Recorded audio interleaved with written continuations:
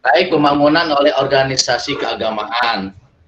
Saya melakukan bukan penelitian lah, saya ingin observasi tentang lembaga pertanian Nahdlatul Ulama di Jawa Barat. Untuk flashback kembali ke zaman dulu, sejarah bahwasannya yang akan dibahas adalah pilar-pilar NU, lembaga, dan pandangan penulis sendiri. NU yang dicetuskan tahun 26 itu berdiri di atas 3 pilar. Yang pertama Taswirul Afkar, perkumpulan pemikiran, yang berdiri tahun 14, fokus pada keilmuan dan pemikiran. Jadi zaman dulu itu sudah ada ini basul masail yang terjadi, masalah-masalah yang terjadi di zaman tahun 14-an malahan di sini.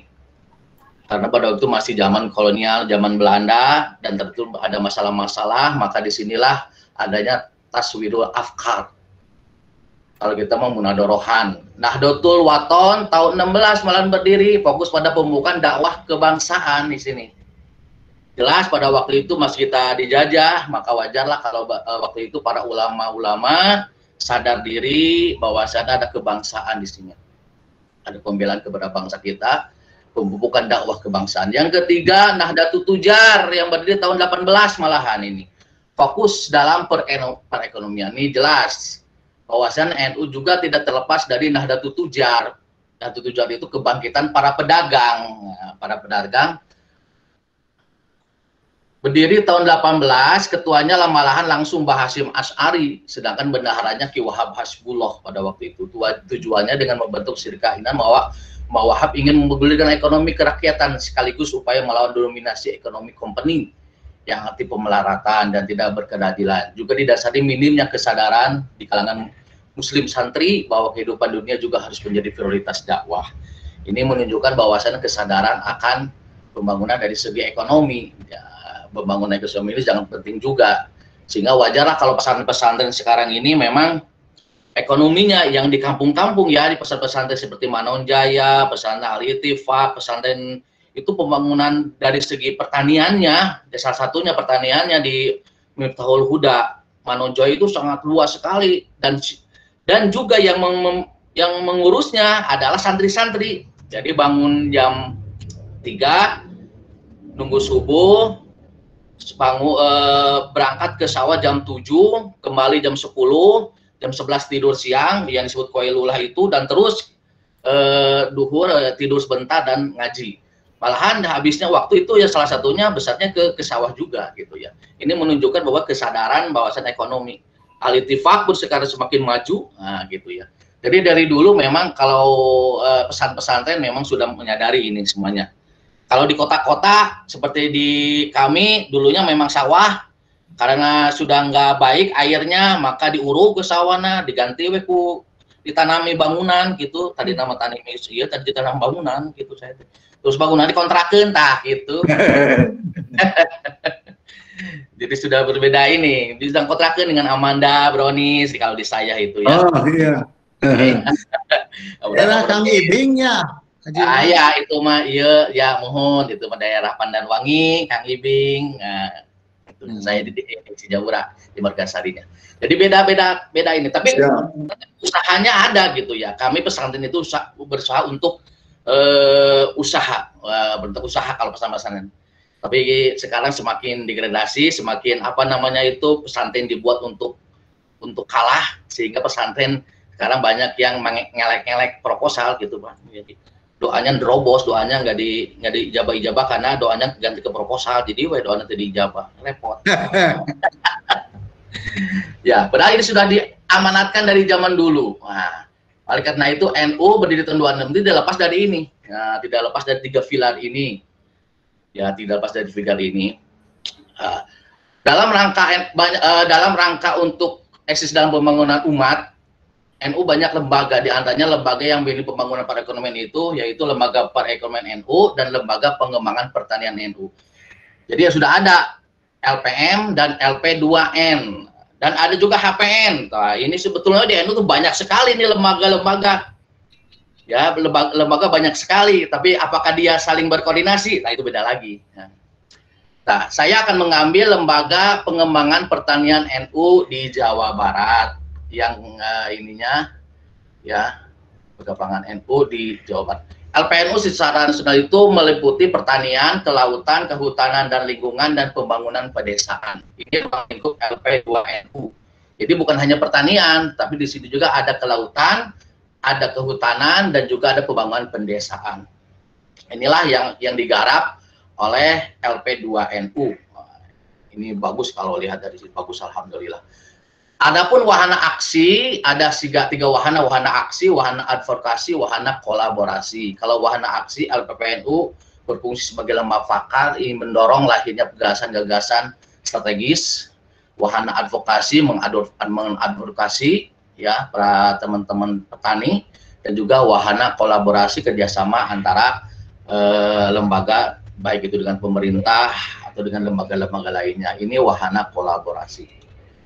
LP2NU Jabar itu ketuanya Dr. Haji Johar Arifin SPTMP, merupakan dosen dari Unpad, Sedangkan sekretarisnya adalah Tatang Suhara, teman saya sendiri. Sudah ngobrol saya dengan Kang Tatang panjang lebar ya soal tentang LP2NU ini. Apapun yang tadi dicapai LP2NU Jabar ini, wahana aksinya LP2NU Kabupaten Cirebon. Jadi LP2NU ini bukan hanya di tingkatan Jawa Barat, tapi juga di tingkatan lembaga, di PCI juga ada gitu ya. Di PCNU mendirikan juga lembaga. Walaupun tidak seluruhnya. Saya juga, ini pertanyaan bagi saya kepada Kang Ratna, kenapa tidak seluruhnya ada LP2NU di seluruh cabang di Jawa Barat? Yang 26 cabang ini. Wahana aksinya seperti di Cirebon, memproduksi bioorganik B100 agar panen jagung meningkat. Pada tahun 2018 bekerjasama dengan KLH dan mereka perhutanan sosial. Nah, ini yang sedang digarap sekarang ini, perhutanan sosial itu bekas-bekas HGU ya, hak guna usaha itu, untuk dari perusahaan-perusahaan itu sudah habis kontraknya. Terus KLH kerjasama dengan NU, dengan LP2NU, sehingga diambil itu dan bisa digunakan oleh petani itu sendiri, digunakan oleh misalkan pengurus-pengurus NU juga yang memang ada di lingkungan itu, yang ada sekarang itu ada di Majalengka, di Kuningan, dan di Bogor.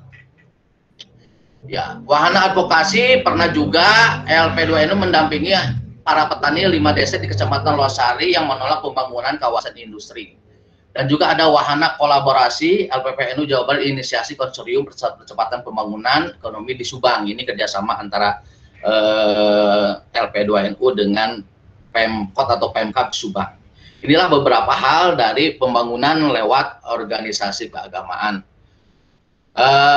Tapi dalam hal ini memang saya tanyakan juga, belum, ialah masih dalam perjalanan gitu ya, dalam perjalanan untuk mencapai cita-citanya, walaupun tidak cepat perjalanannya.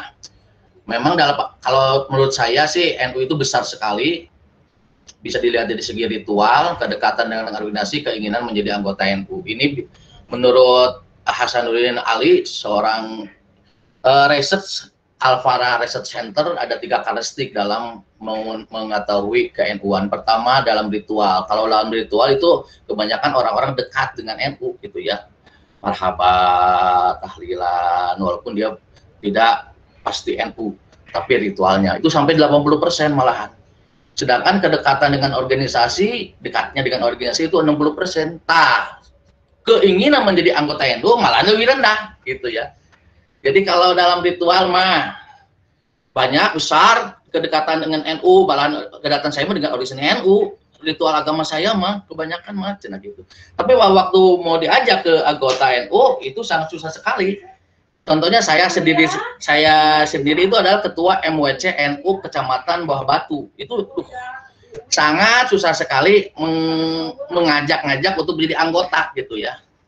Menjadi anggota, menjadi pengurus MWC, itu sangat-sangat susah sekali memang ya untuk diajak masuk kepada anggota atau kepada organisasi ini. Yang saya rasakan sendiri itu malahan ya pokoknya nama asal ieu we, asal ibadah tahlil we, kon we urus macana organisasi mah ku didinya cenanya. dia wae abdi mah di dia wae tuh, bingung juga gitu ya. Ya itu is oke lah, nggak apa-apa. Tidak semuanya mungkin bisa karena keluangan waktu juga memang tidak banyak. Ya kesibukan-kesibukan. Yang menjadi permasalahan ini kalau saya lihat ini adalah apa namanya itu koordinasi dengan lembaga-lembaga sekitar. Saya tanyakan kepada beliau, kepada pengurus LP2NU, apa sih yang menjadi hambatan ini kok tidak, ya larinya tidak cepat gitu ya. Ternyata saya tanyakan juga apakah memang dengan lembaga-lembaga yang sejenis seperti LPN, perekonomian, HPN, himpunan pengusaha NU, ya cina kurang jaringan lah, kurang jalinan melekat kalau namanya. Jaringannya kurang gitu Pak, cina koordinasinya memang kurang kami itu. Jadi padahal bisa berkoordinasi, ada satu proyek-proyek yang sebetulnya mah programnya hampir sama, cina. Jadi seolah-olah kita bertumpang tindih program-programnya itu, cina. Tapi sebetulnya bisa dikoordinasikan.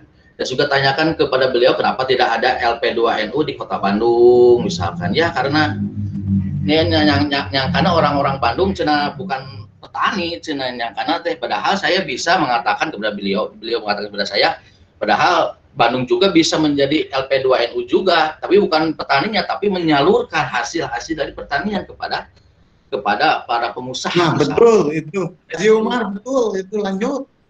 Iya. LP2NU. Iya, siapa. Ternyata gitu. Saya lihat ini yang paling banyak itu jaringannya ya. Saya seminggu kemarin berusaha untuk memahami jaringan network, ya networking jaringan ini, ya jaringan sosial lah, ya jaringan sosial dalam hal ini. Jaringan sosial ini sangat penting malahan ya, banyak sekali para ahli sosiologi ekonomi yang membahas tentang jaringan.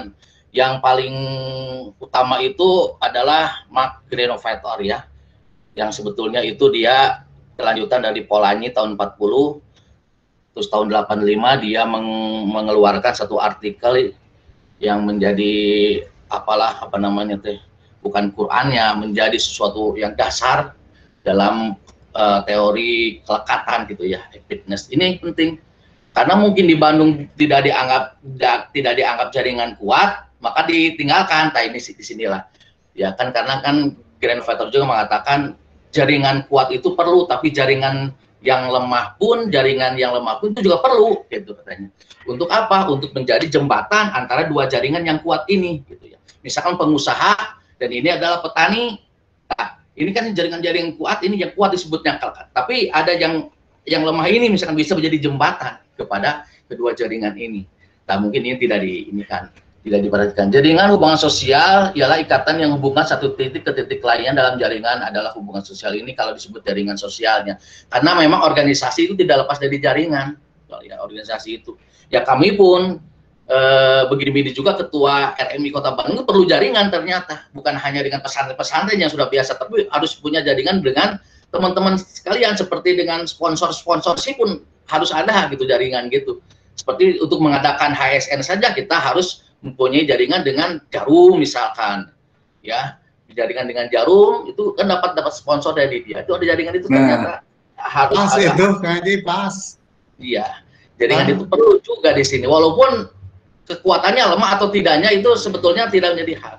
Ini kenapa di jaringan sosial ini perlu dibangkitkan, karena menurut Granovetter tindakan sosial ini tidak akan lepas dari satu aktor dengan aktor lain ya, yang disebut dengan kelekatan, embeddedness gitu ya kalau nggak salah. Itu kelekatan kita dengan orang-orang lain, baik itu orang lain, aktor itu merupakan aktor personal atau aktor ini merupakan aktor community, organisasi. Memang Granovetter ini atau orang-orang jaringan ini, terutama Granovetter itu menolak dari dua kubu yang ekstrim gitu ya, yang disebut dengan under socialized dan juga over. Nah, itu kan kalau neo ini katanya kata orang mah termasuk kepada under, jadi memang aktor yang mempunyai kuat peranan gitu ya. Kayak orang-orang jaringan nggak bisa begitu katanya. Jadi ada satu hubungan gitu ya, tidak bisa menjadi otomatis atau normatif kalau dibilang dalam George Ritzer, kalau dalam sosiologi teori sosiologi itu ya sebutnya itu. Ada yang memang aktornya yang selalu bergerak segala macamnya, ada yang memang normatif bahwasannya dia itu sangat diatur oleh orang lain, tapi ini juga nggak bisa. Disinilah bunyi satu hubungan antar prinsip dengan satu aktor dengan aktor lain yang sedang berlangsung. Inilah disebut dengan jaringan. Ini perlulah jaringan ini, ya.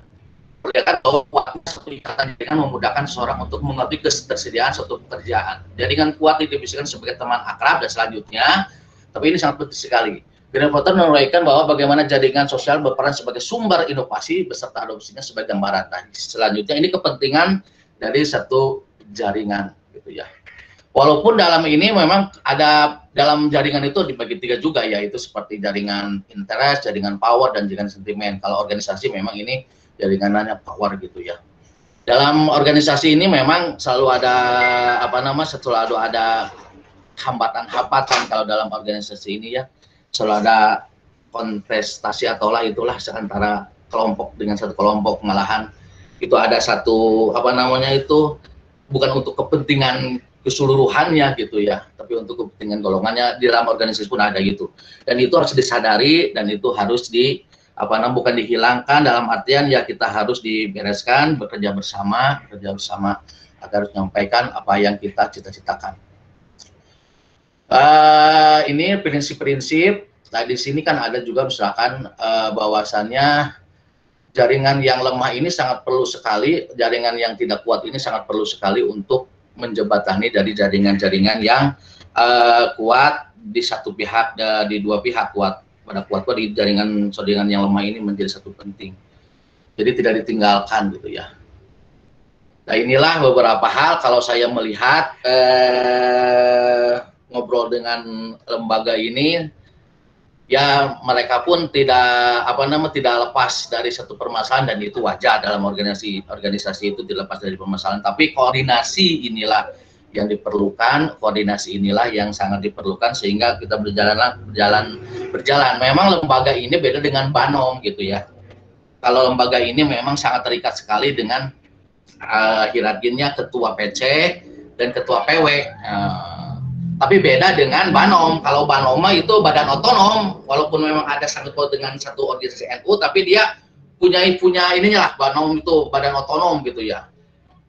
Dalam menentukan kebijakan itu lebih bebas daripada lembaga, ya beda dari lembaga. Kalau Banom itu lebih bebas, karena pun dia pun dari atas SK-nya dari misalkan Ansor, dia punyai PW Ansornya, PW Ansor mempunyai PB-nya jadi sana. Kalau lembaga kan di bawah PC gitu. Kalau lembaga PC berarti di bawah PC, lembaga PW berarti di lembaga PW. Itulah jaringan yang saya lihat kekurangannya itu, lemahnya dalam jaringan. Contohnya itu LP2NU ini tidak mendapat, kalau dengan pemerintah memang sangat kurang sekali, malahan dia tidak mendapat satupun hibah, satupun hibah dari pemerintah, dari pemerintah Jawa Barat, dari RK ini. Saya tanya, tidak, saya tidak dapat. Berarti kan ini ada sesuatu hal ya.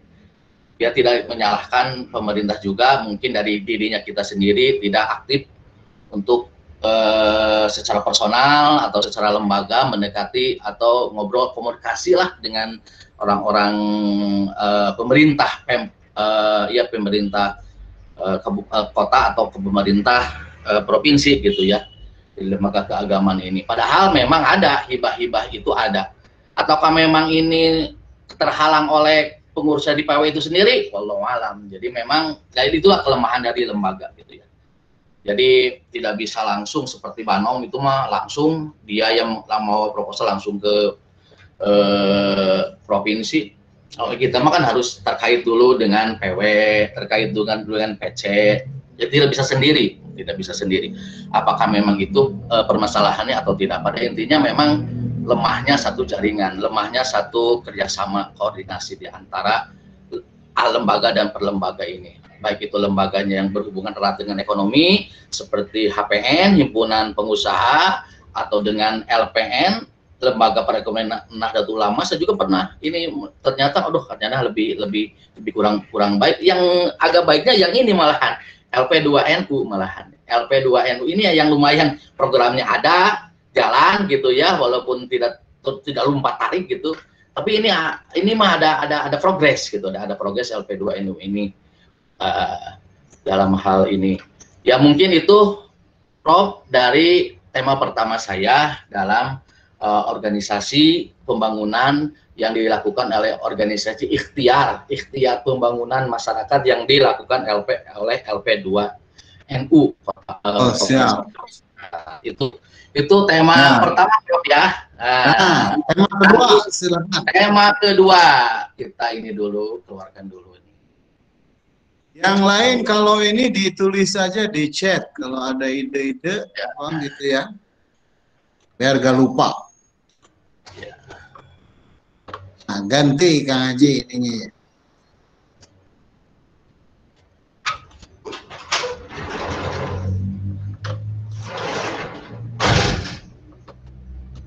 Terima kasih. Kita lanjutkan masalah hubungan yang dengan kemarin yang kita bicarakan Islam dan pembangunan. Kalau saya ini memang bukan refleksi atau apa, saya membaca satu chapter, satu judul dalam bukunya tradisi Islam, peran dan fungsinya dalam pembangunan Indonesia. Chapternya adalah peranan umat Muslim memasuki era industrialisasi di Indonesia oleh Nur Khalid Majid. Kalau saya ini menyimpulkan dan menurut saya ini ya penyadaran kita sebagai umat Muslim dalam memahami situasi kondisi yang ada pada saat ini. Ini bukunya tahun 97 malahan ya, tapi menurut saya ini masih relevan untuk saat ini ya, masih relevan untuk saat ini. Kalau dulu memang ada ini semuanya menanggapi pembangunan era Soeharto yang disebut dengan tinggal landas itu ya. Tinggal landas langsung seperti kapal kaluhur itu tinggal landas cepat, pembangunan sangat cepat tapi melalui industri ya, teknik. Industri sebagai ciri musi zaman ini mah sejarah juga.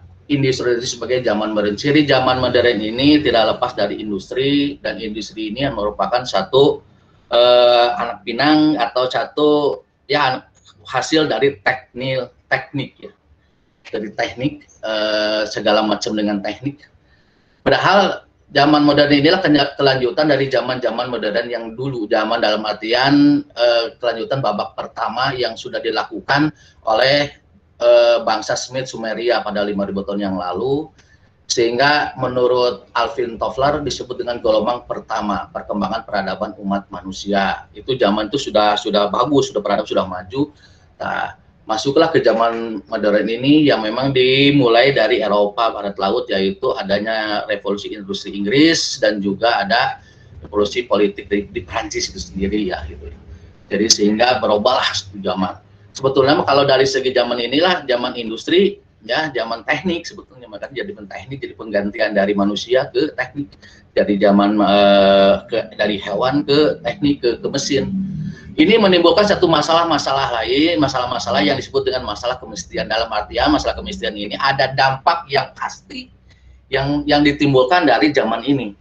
Ada dampak yang memang tidak bisa dihindari dari zaman ini. Baik itu dampak yang positif dan juga dampak yang negatif. Yang kita bicarakan mungkin dampak yang negatifnya. Permasalahan dalam konteks Indonesia itu, di Indonesia ada kenyataannya ada religius, sosial, kultur. Ini jelas sekali ya bahwa negara kita itu negara Muslim. Walaupun negara kita itu bukan negara Islam yang memang hukumnya itu hukum Islam, tetapi masyarakat kita selalu syariat itu, Islam itu menjadi sumber bagi kita. Sedangkan industri ini ada suatu hal yang menimbulkan masalah-masalah yang memang tidak ditanggapi oleh masyarakat Muslim.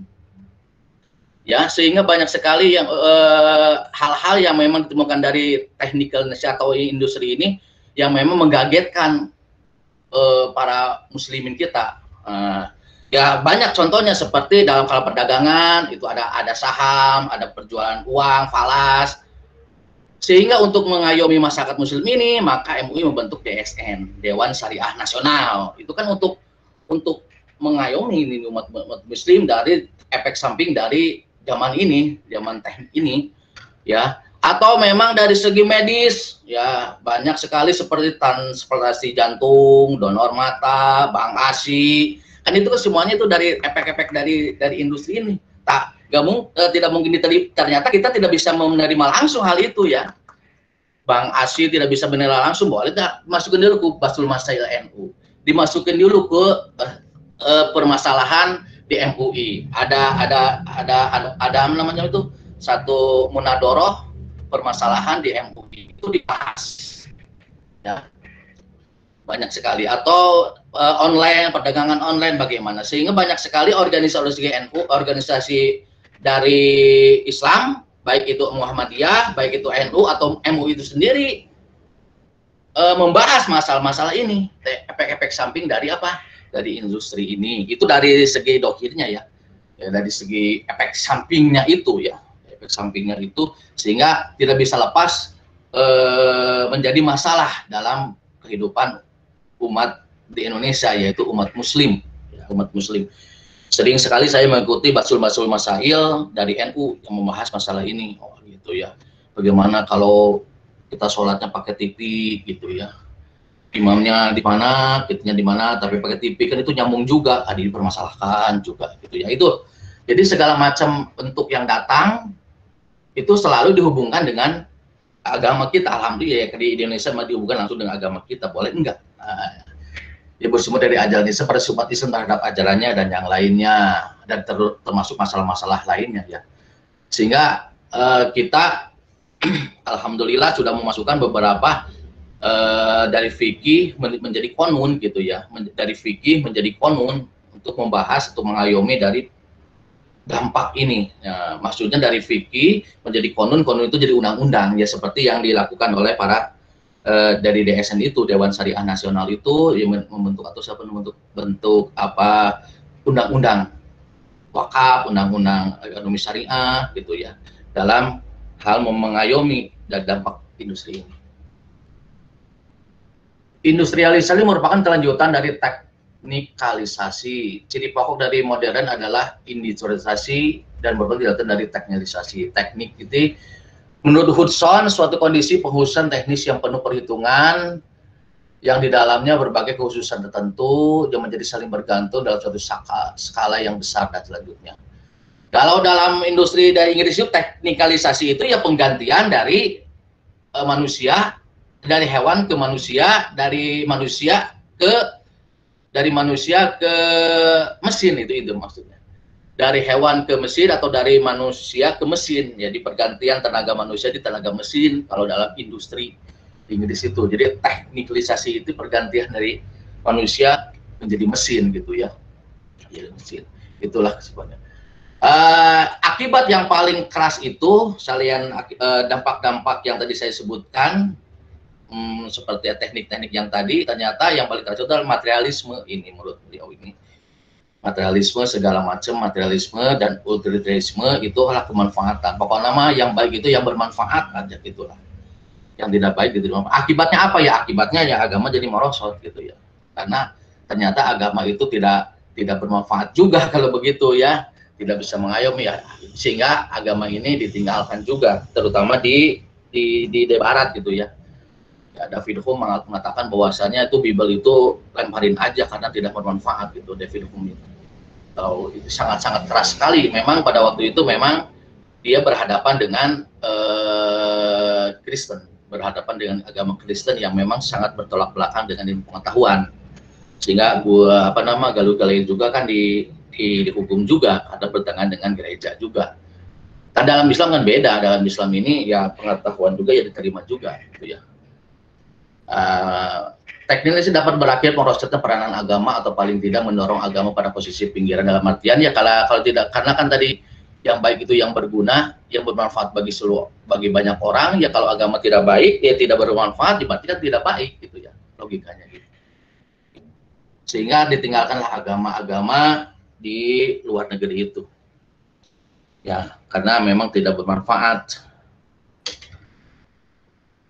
Nah, ini yang saya menarik ini dari para beliau adalah modernisasi bukan berarti westernisasi. Memang dalam kenyataannya, dalam diri kita, dalam umat Islam ini selalu dibenturkan antara barat dan timur. Barat, yang Kristen dan Timur, sehingga terjadilah balas dendam gitu ya, ketik Barat, ketik ya Timur itu jadi balas dendam, sehingga memunculkan ada perang salib, perang salib itu kan timbulnya dari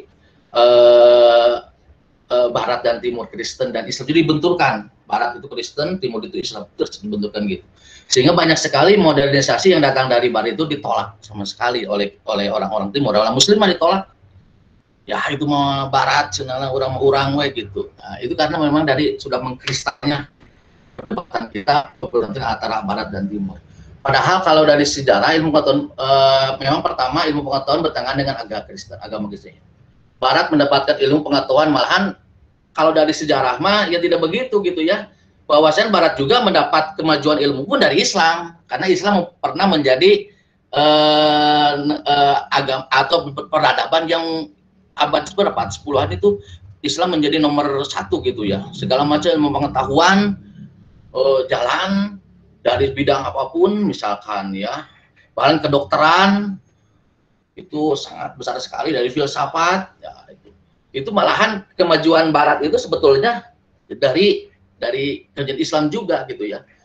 Tidak itu adalah sejarah bahwasannya yang orang lain masih dalam abad ke-8, kalau kita sudah maju malahan. Filsafat ini sudah menjadi mainan-mainan gitu sebelum mereka. Ternyata kita mundur juga akhirnya ya.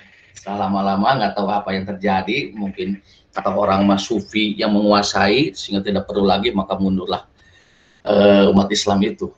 Klaim bahwa peradaban Barat dari Islam itu ya diklaim oleh Muhammad Iqbal, ini jelas, yaitu bisa ditelusuri dari sejarah ya, ditelusuri dari sejarah, dari sejarah-sejarah peradaban Islam.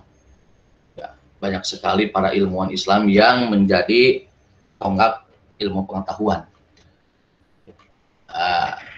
Wujud peran umat Islam dalam memasuki era industrialisasi. Umat Islam dan kebudayaan Muslim tidak bisa mengelak akan datangnya industrialisasi ini. Zaman modern ini pun menguntungkan untuk penyebaran agama. Memang tidak bisa menolak lah. Ya harus dihilangkan itu dalam diri kita, hal-hal yang memang trauma-trauma itulah ya, trauma Barat dan Timur itu bisa ditinggalkan. Mana yang paling penting, mana yang memang itu bisa berguna, ya kita ambil gitu lah. Karena kalau kita ambil teknik-teknik itu dari Barat dalam artian itu ya kita ambil. Sehingga apa? Sehingga itu memajukan agama kita juga ya. Banyak sekali di Arab Saudi atau Dubai itu kan jadi modern, kota modern, dan jadi orang kaya. Ternyata orang-orang kaya itu juga bisa menyalurkan sodakonya ke kita juga gitu. Banyak teman saya yang menjadi penyalur pembangunan masjid yang didanai oleh orang-orang Arab Saudi itu yang sudah maju. Jadi memang bisa diambil lah. Untuk dapat meratakan jalan modern, maka umat Islam harus pertama menghilangkan trauma-trauma pengurusan dengan Barat itu. Memberikan kesadaran umat Islam bahwa secara doktrinal dan historis ada hubungan Islam klasik dengan modernitas. Ini maksudnya bahwasannya kehidupan zaman Nabi diteliti oleh orang-orang Barat, ternyata itu sama dengan modern, sehingga Robert N. Bellah, kepemimpinan Nabi dan khalifah berikutnya memberikan penjelasan bahwa kepemimpinan bukanlah warisan dan adanya komitmen keterlibatan fasilitas masyarakat. Ini membuktikan bahwasannya dalam pemimpin modern itu begini. Jadi sudah ada, dari dulu juga sudah ada satu prinsip kepemimpinan, padahal zaman Nabi itu, zaman dulu tahun 600-an itu sudah ada. Dan ini menurut Robert N. Bellah sesuai dengan modern. Jadi memang sebetulnya ada hubungan Islam zaman dulu itu dengan kemodernan ini gitu ya. Ternyata kelanjutan, jadi zaman-zaman klasik itu adalah melanjutkan atau modern ini merupakan kelanjutan dari zaman klasik itu, zaman Nabi terutama, zaman Nabi. Ya. Maka wajar ya kalau orang khilafah itu terus khilafah itu inginnya balik ke zaman dulu.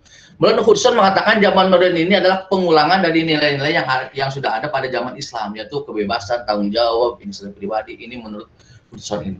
Sehingga memang ini menjadi pede kita ya, menjadi pede, menjadi percaya diri, bahwasannya segala macam modern itu belum tentu dari Barat. Terus kita bisa buktikan dengan sejarah dan juga bisa buktikan bahwasannya yang maju itu ya bukan saja Barat. Jepang juga kan maju juga gitu ya. Jepang juga maju, itu bukan dari Barat juga. Jepang juga modern. Ya, Jepang juga modern dan itu bukan dari Barat. Ya, jadi ada stigma modernisasi itu pasti westernisasi itu harus dihilangkan, gitu ya, dihilangkan juga. Ini beberapa hal. Jadi dalam Islam ini ya dibuanglah. Memang kalau dilihat dari tulisan Pak Nurholis ini menyadarkan umat Muslim, ya, menyadarkan umat Muslim.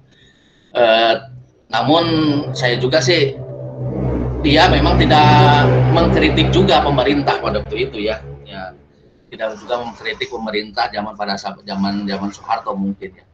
Jadi pemerintah juga harus ikut juga, harus hadir juga, umat Islamnya dipupuk, trauma-traumanya dihilangkan, tapi juga harusnya ada di sini. Beliau juga harusnya menuliskan juga ya tentang peranan pemerintah juga. Mungkin dari chapter lain mungkin ada ya, lain. Tapi di sini berusaha umat Islam harus sadar. Alhamdulillah, terima kasih ya soal ini.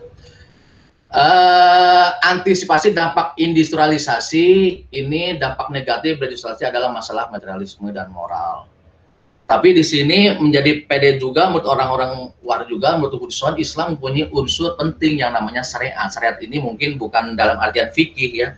Syariat ini kan, syariat itu tinggi ya, ke bawahnya ada hukum, di bawah hukum ada fikih, di bawah fikih ada konun. Jadi syariat ini tinggi gitu ya.